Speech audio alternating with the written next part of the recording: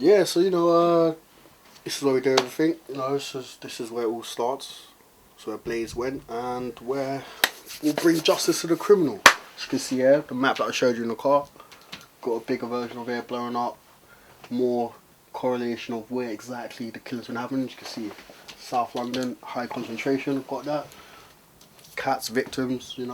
Trying to see if there's a correlation on what type of cats, like Siamese and stuff like that. We want to really get into the mind of the killer. Alright, so this is what we're looking for here, right? This is a cat, it's on its own, it's out, it's night. These are the cats that we'll worry about the most. The ones that like to come outside, not the ones that are inside, they're safe. This cat here almost got killed by a fox, but imagine if it wasn't a fox, it was the fucking cat killer. Whole different story. He's hit here and he's hit here. Now, yeah, Sparring over here, but just to the left of a bit of the map, if we go a bit more eastward, he's hitting a lot. So if he's hitting a high concentration area, he knows he's been going there a lot, he's going to have to move along. Clearly stated by the fact he's spread himself out here a bit. So now if he's gone here, he's gone here, he's gone here, he's going to eventually go here.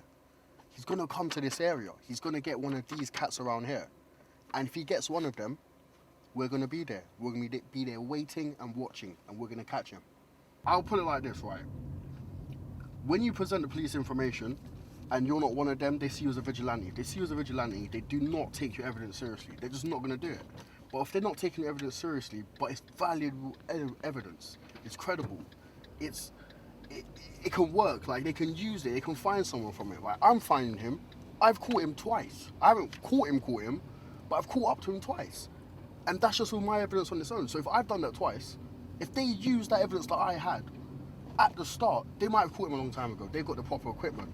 They got the money, they got the backing, they got the resources, they got the jurisdiction and all that crap. I don't know if it's jurisdiction here, but when we say jurisdiction, I don't have the money for that, I don't have the resources for that. I'm going broke doing this. Paying for cars, paying for syringes, for medicine, for equipment, paying for gloves, for evidence bags. I had to pay for fucking evidence bags, Is take your fingerprint brush, get some magnetic powder on it, make sure you dust off the excess powder, and go over any surface that you wish to check for fingerprints. Then, take your sample, send it in to us, and we will analyze it and compare it to ones that we have on file or to other samples that you may send us for comparison. You will receive back an analysis sheet in the post within 2 weeks, and this service is completely confidential. Right behind him. He had a good start on us though. We saw him. He had a cat in his hand. I literally just shouted out, "Hey!" Dropped the cat and ran. Trace tried to go off him for, but he was too far ahead. He had a good leap. Jumped into a car, but didn't have my phone in my hand. No one had a camera on them, so he weren't able to catch a picture of the license plate or anything like that. Did you catch any of the numbers or letters? Saw maybe a C, but in what order, who knows? It was a dark night. There weren't really much street lights. We got unlucky that night. We got really unlucky that night. If it was in like a residential area like this, it's not necessarily bright, but brighter. You might have been able to see something as well. Could have helped, but. And plus now it's probably too late. He's probably switched these license plate or switched cars now.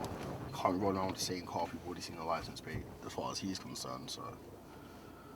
Could be laying low. Could be laying low. It was a missed opportunity, to be fair. It was just a missed opportunity. You haven't heard anything about him since then. He hasn't popped up. No cats have been missing or killed. He probably realises how close people are to getting him now. But yeah, we let that one slip. Dropped the ball there. We appreciate you taking us on a ride along. Oh mate, you know what? All I care about is the information getting out there. I want people to know what's happening. The fact that there are people out here working, trying to find out who he is. If you want to help out, please get in touch. It's aaron.catkiller@gmail.com. Email me. Any information, anything you see, just please let me know. Like that helps a lot. Like the awareness is the most important thing. It's really the most important thing. More people are aware of it, the more likely we'll catch him and stop him. Yeah.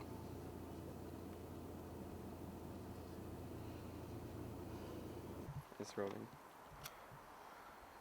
So yeah, you know, been living here for about 5 years now, I guess.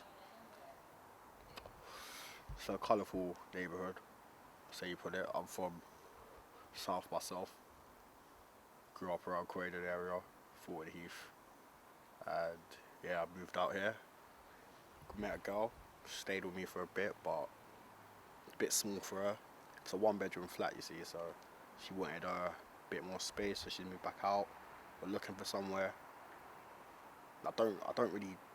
This isn't me, you know. I haven't been some obsessive guy just going after cat killers my whole life, but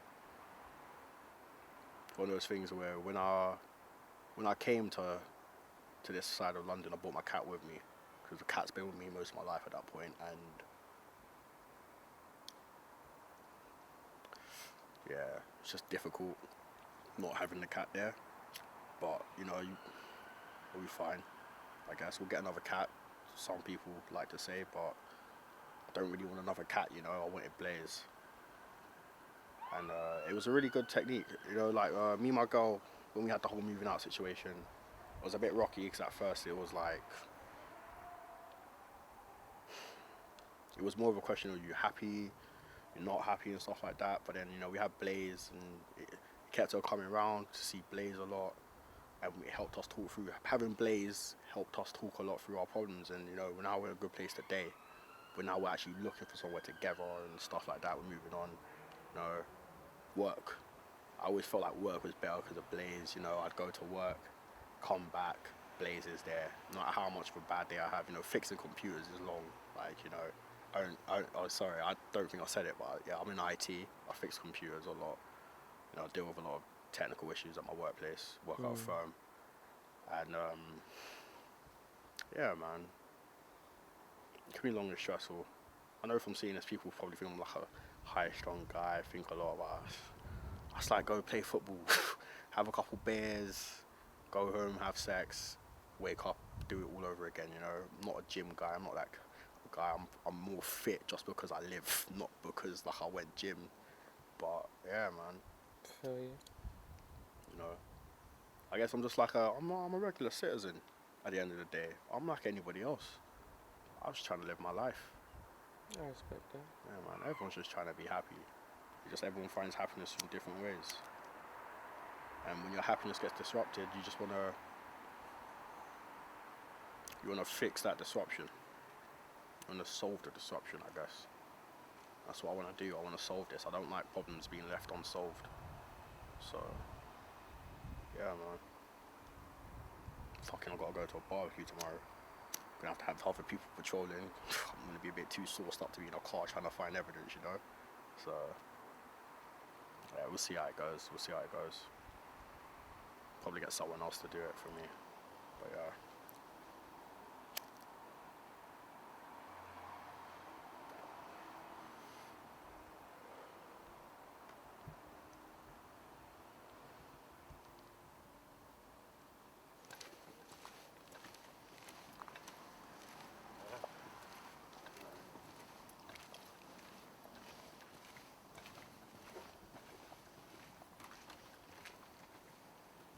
Has the camera got night vision? No, but it's got like some crazy eyes. So.